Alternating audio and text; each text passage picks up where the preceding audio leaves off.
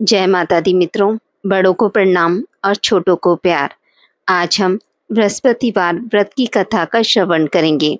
मन को शांत और कथा को धैर्य से सुने। कथा को पूरा सुनने से उसका पूर्ण फल मिलता है। चलिए शुरू करते हैं।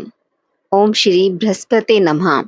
देवगुरु बृहस्पति को बुद्धि और शिक्षा का कारक माना जाता है। गुरुवार को बृहस्पति देव की पूजा करने से धन, विद्या, मान सम्मान, प्रतिष्ठा और कई अन्य मनोवांछित फल की प्राप्ति होती है।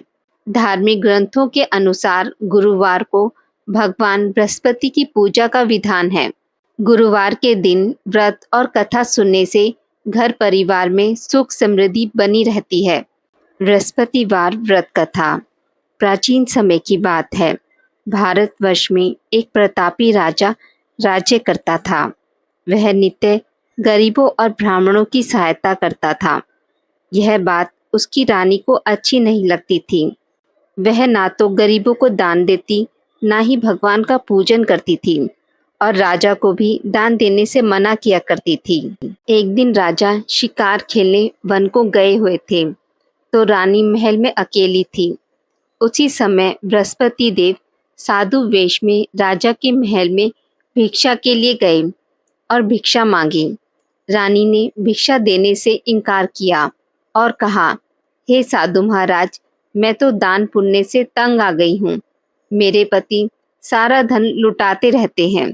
मेरी इच्छा है कि हमारा धन नष्ट हो जाए, फिर ना रहेगा बांस ना बजेगी बांसुरी। साधु ने कहा, देवी तुम तो बड़ी विचित्र हो। धन संतान तो सभी चाहते हैं, पुत्र और लक्ष्मी तो पापी के घर भी होने चाहिए। यदि तुम्हारे पास अधिक धन है तो भूखों को भोजन दो, प्यासों के लिए प्याऊ बनवाओ। जो निर्धन अपनी कुंवारी कन्याओं का विवाह नहीं कर सकते, उनका विवाह करा दो। ऐसे और कई काम हैं जिनके करने से तुम्हारा यश लोक परलोक में फैलेगा। परंतु रानी पर उपदेश का कोई प्रभाव नहीं पड़ा। वह बोली, महाराज आप मुझे कुछ न समझाएं। मैं ऐसा धन नहीं चाहती जो हर जगह बांटती फिरूं। साधु ने उत्तर दिया, यदि तुम्हारी ऐसी इच्छा है तो तथास्तु। तुम ऐसा करना, बृहस्पतिवार को घर लीपकर पीली मिट्टी से अपना सिर धोकर स्नान करना, भट्टी चढ़ाकर कपड़े धोना। ऐसा करने से तुम्हारा सारा धन नष्ट हो जाएगा। इतना कहकर वह साधु महाराज वहां से अलोप हो गए। साधु के अनुसार कई बातों को पूरा करते हुए रानी को केवल 3 बृहस्पतिवार ही बीते थे कि उसकी समस्त धन संपत्ति नष्ट हो गई। भोजन के लिए राजा का परिवार तरसने लगा। तब एक दिन राजा ने रानी से बोला कि हे रानी, तुम यहीं रहो, मैं दूसरे देश को जाता हूँ, क्योंकि यहाँ पर सभी लोग मुझे जानते हैं, इसलिए मैं कोई छोटा कार्य नहीं कर सकता। ऐसा कहकर राजा परदेश चला गया। वह वहाँ जंगल से लकड़ी काट कर लाता और शहर में बेचता। इस तरह वह अपना जीवन व्यतीत करने लगा। इधर राजा के परदेश जाते ही रानी और दासी दुखी रहने लगी। एक बार जब रानी और दासी को 7 दिन तक बिना भोजन रहना पड़ा तो रानी ने अपनी दासी से कहा, हे दासी, पास के नगर में मेरी बहन रहती है। वह बड़ी धनवान है। तू उसके पास जाकर कुछ ले आ ताकि थोड़ी बहुत गुजर बसर हो जाए। दासी रानी की बहन के पास गई। उस दिन गुरुवार था और रानी की बहन उस समय बृहस्पतिवार व्रत की कथा सुन रही थी। दासी ने रानी की बहन को अपनी रानी का संदेश दिया, लेकिन रानी की बड़ी बहन ने कोई उत्तर नहीं दिया। जब दासी को रानी की बहन से कोई उत्तर नहीं मिला तो वह बहुत दुखी हुई और क्रोध भी आया। दासी ने वापस आकर रानी को सारी बात बता दी। सुनकर रानी ने अपने भाग्य को कोसा। उधर रानी की बहन ने सोचा कि मेरी बहन की दासी आई थी, परंतु मैं उससे नहीं बोली, इससे वह बहुत दुखी हुई होगी। कथा सुनकर और पूजन समाप्त करके वह अपनी बहन के घर आई और कहने लगी, हे बहन, मैं बृहस्पतिवार का व्रत कर रही थी। तुम्हारी दासी मेरे घर आई थी, परंतु जब तक कथा होती है तब तक ना तो उठते हैं और ना ही बोलते हैं, इसलिए मैं नहीं बोली। कहो दासी क्यों आई थी? रानी बोली, बहन तुमसे क्या छिपाऊं, हमारे घर खाने तक को अनाज नहीं था। ऐसा कहते कहते रानी की आंखें भर आई। उसने दासी समेत पिछले 7 दिनों से भूखे रहने तक की बात अपनी बहन को विस्तार पूर्वक सुना दी। रानी की बहन बोली, देखो बहन, भगवान बृहस्पति देव सबकी मनोकामना पूर्ण करते हैं। देखो शायद तुम्हारे घर में अनाज रखा हो। पहले तो रानी को विश्वास नहीं हुआ, पर बहन के आग्रह करने पर उसने अपनी दासी को अंदर भेजा तो उसे सचमुच अनाज से भरा हुआ एक घड़ा मिला। यह देखकर दासी बहुत हैरान हुई। दासी रानी से कहने लगी, हे रानी, जब हमको भोजन नहीं मिलता तो हम व्रत ही तो करते हैं, इसलिए क्यों ना इनसे व्रत और कथा की विधि पूछ ली जाए ताकि हम भी व्रत कर सकें। तब रानी ने अपनी बहन से बृहस्पतिवार के व्रत के बारे में पूछा।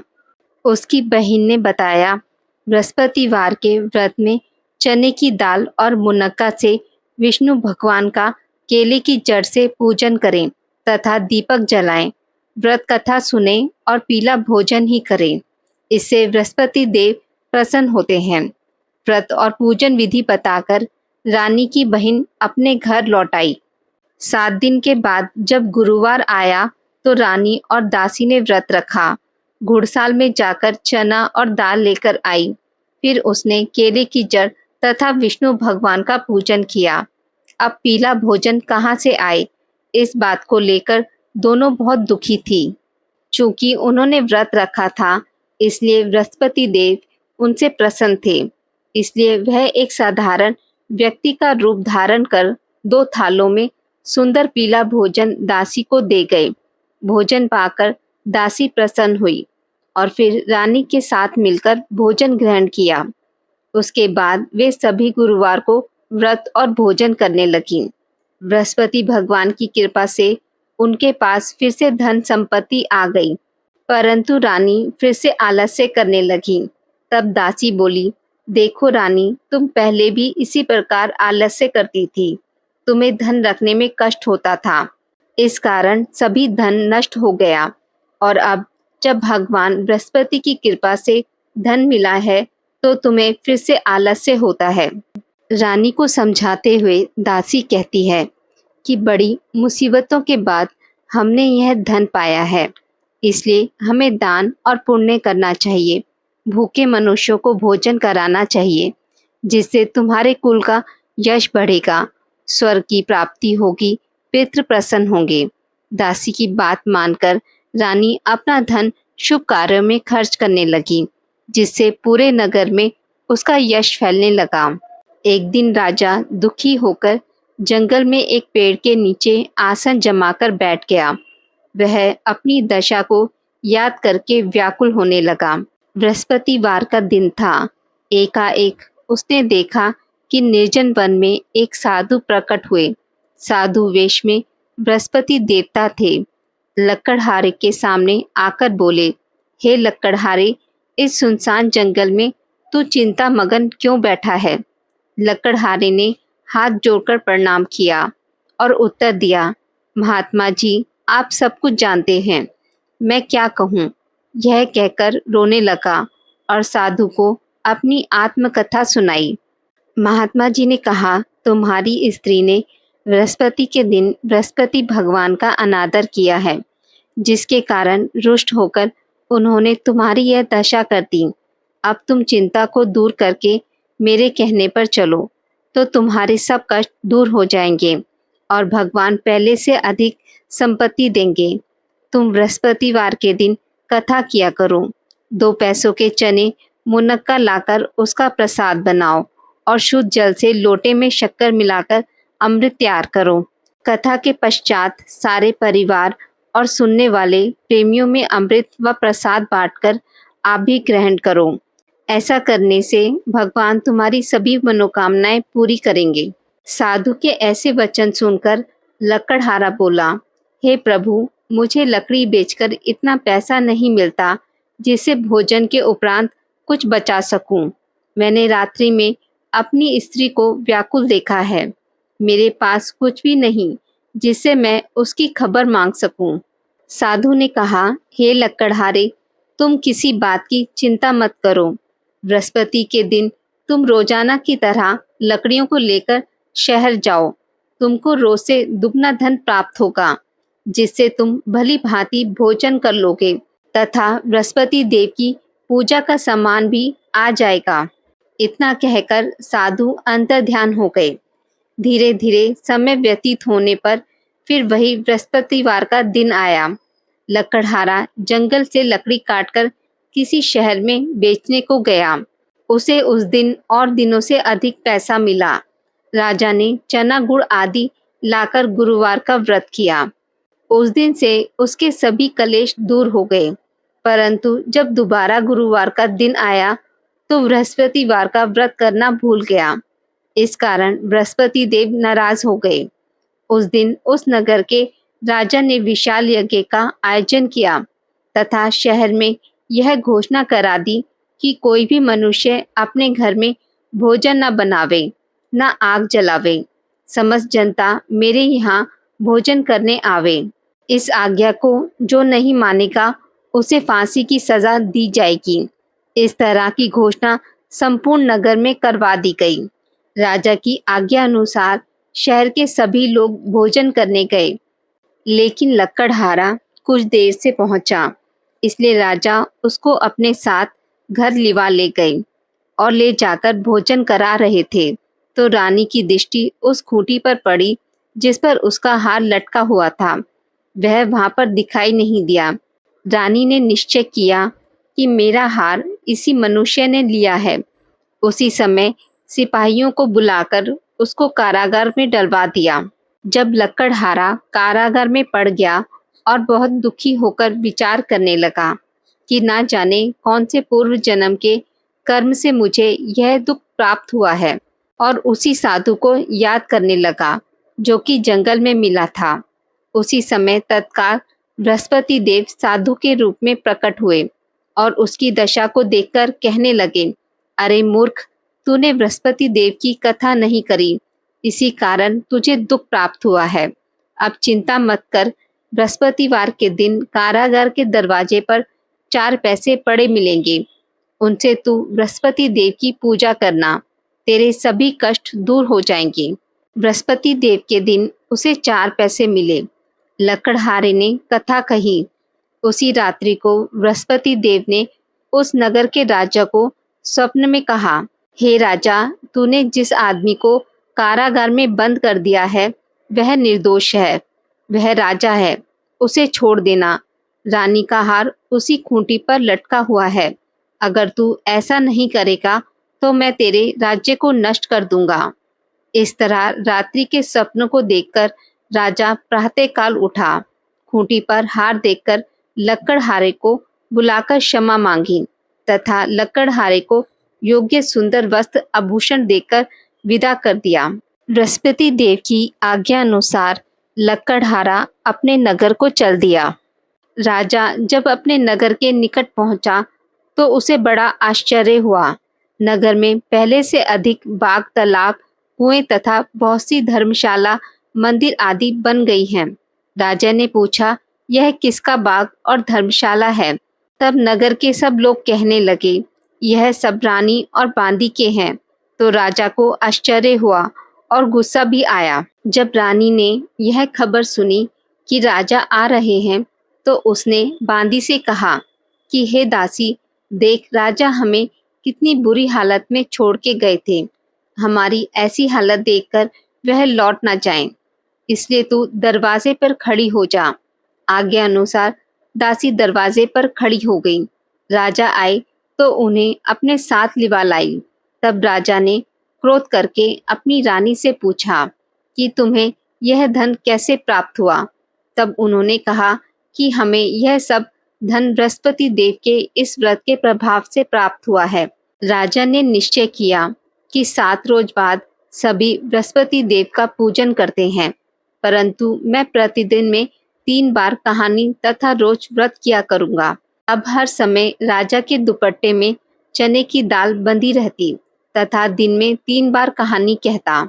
एक रोज राजा ने विचार किया कि चलो अपनी बहन के यहाँ हो आवें। इस तरह निश्चय कर राजा घोड़े पर सवार हो अपनी बहन के यहाँ को चलने लगा। मार्ग में उसने देखा कि कुछ आदमी एक मुर्दे को लिए जा रहे हैं। उन्हें रोककर राजा कहने लगा, अरे भाइयों, मेरी बृहस्पति देव की कथा सुन लो। वे बोले, लो हमारा तो आदमी मर गया है, इसको अपनी कथा की पड़ी है। परंतु कुछ आदमी बोले, अच्छा कहो, हम तुम्हारी कथा भी सुनेंगे।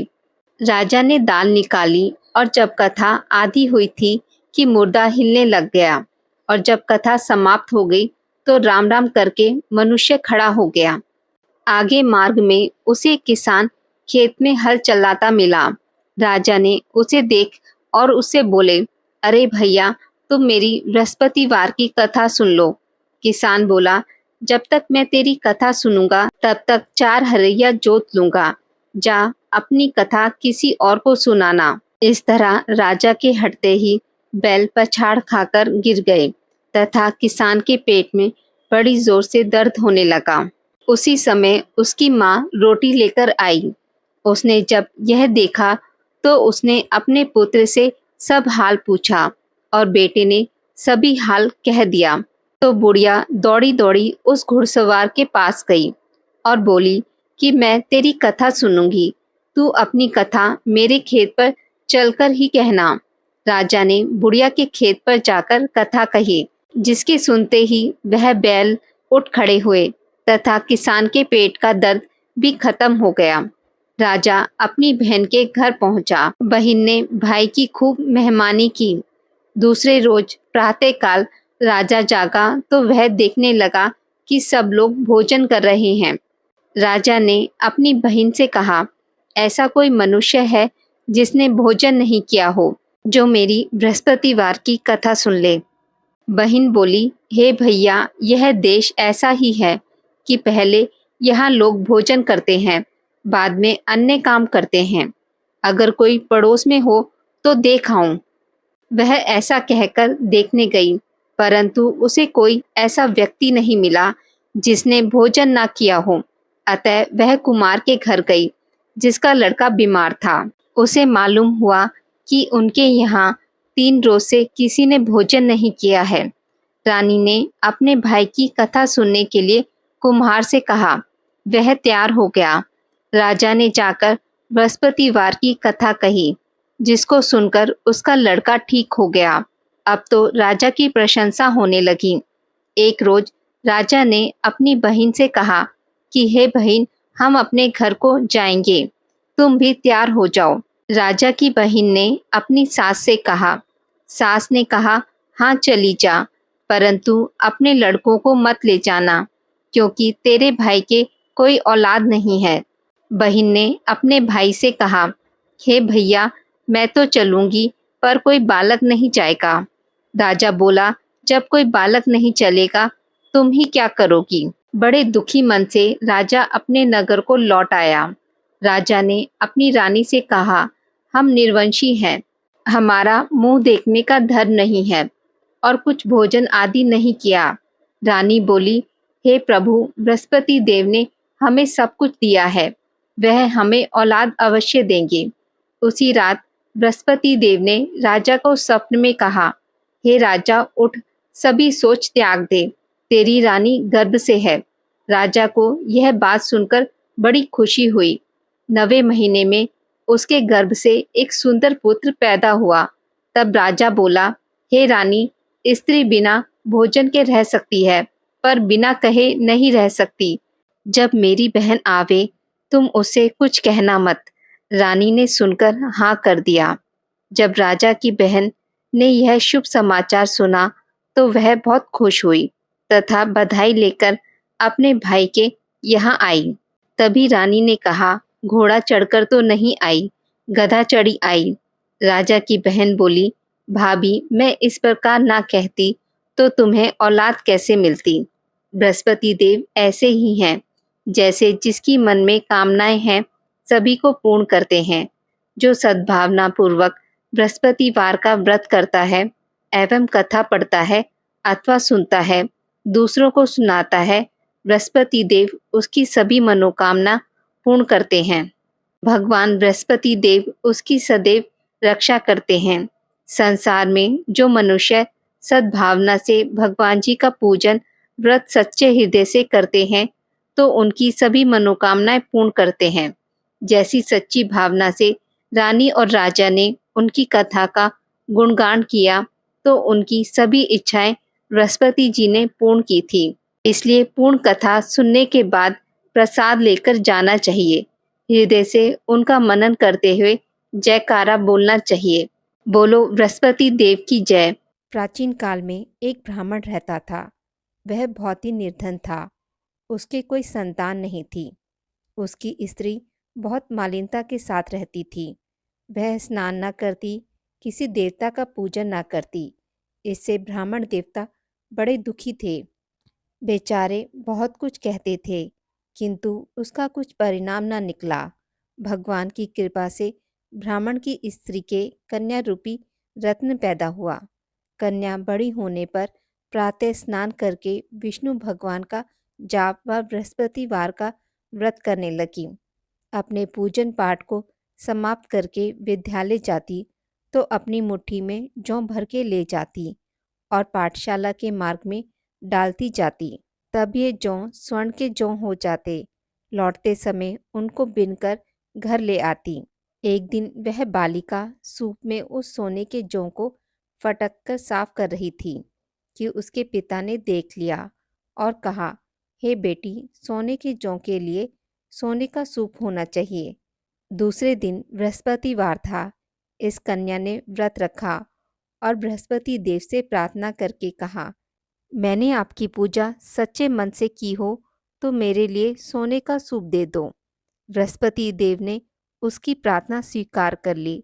रोजाना की तरह वह कन्या जौ फैलाती हुई जाने लगी। जब लौटकर जौ बीन रही थी तो बृहस्पति देव की कृपा से सोने का सूप मिला। उसे वह घर ले आई और उसमें जौ साफ करने लगी, परंतु उसकी माँ का वही ढंग रहा।